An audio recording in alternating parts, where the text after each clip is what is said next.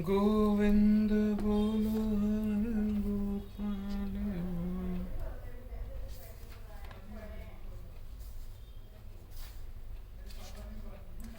आज हम 13वें अध्याय के श्लोक 12 का अर्थ कंटिन्यू करेंगे।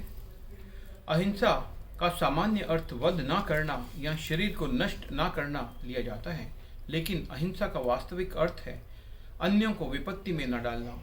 देहात्म बुद्धि के कारण सामान्य लोग अज्ञान द्वारा ग्रस्त रहते हैं और निरंतर भौतिक कष्ट भोगते रहते हैं। अतएव जब तक कोई लोगों को आध्यात्मिक ज्ञान की ओर ऊपर नहीं उठाता, तब तक वह हिंसा का अभ्यास करता रहता है। व्यक्ति को लोगों में वास्तविक ज्ञान विपरीत करने का भरसक प्रयास करना चाहिए, जिससे वे प्रबुद्ध हों और इस भवबंधन से छूट सकें। यही अहिंसा है। सहिष्णुता शांति का अर्थ है कि मनुष्य अन्यों द्वारा किए गए अपमान तथा तिरस्कार को सहे।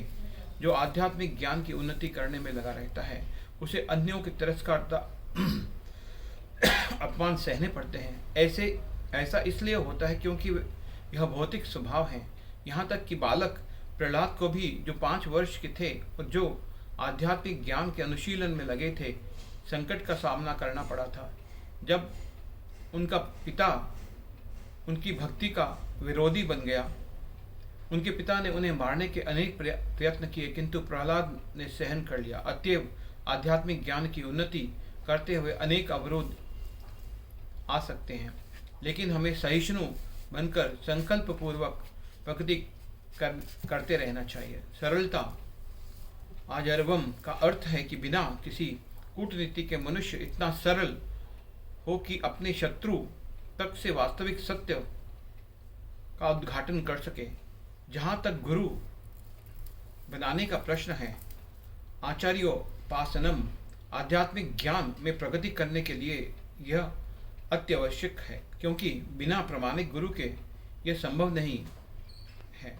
मनुष्य को चाहिए कि विनम्रता पूर्वक गुरु के पास जाए और उसे अपनी समस्त सेवाएं अर्पित करे, जिससे वह शिष्य को अपना आशीर्वाद दे सके। चूंकि प्रामाणिक गुरु कृष्ण का प्रतिनिधि होता है, अतएव यदि वह शिष्य को आशीर्वाद देता है तो शिष्य तुरंत ही प्रगति करने लगता है, भले ही वह विधि विधानों का पालन न करता रहा हो, अथवा जो बिना किसी स्वार्थ के अपने गुरु की सेवा करता है, उसके लिए सारे यम नियम सरल बन जाते हैं। आध्यात्मिक जीवन में प्रगति करने के लिए पवित्रता शौचम अनिवार्य है। पवित्रता 2 प्रकार की होती है, आंतरिक तथा ब्रह्म। ब्रह्म पवित्रता का अर्थ है स्नान करना, लेकिन आंतरिक पवित्रता के लिए निरंतर कृष्ण का चिंतन तथा हरे कृष्ण मंत्र का कीर्तन करना होता है। इस विधि से मन में से पूर्व कर्म की संचित धूल हट जाती है। दृढ़ता स्थैर्यम का अर्थ है कि आध्यात्मिक जीवन में उन्नति करने के लिए मनुष्य दृढ़ संकल्प हो। ऐसे संकल्प के बिना मनुष्य ठोस प्रगति नहीं कर सकता। हरे कृष्णा हरे कृष्णा।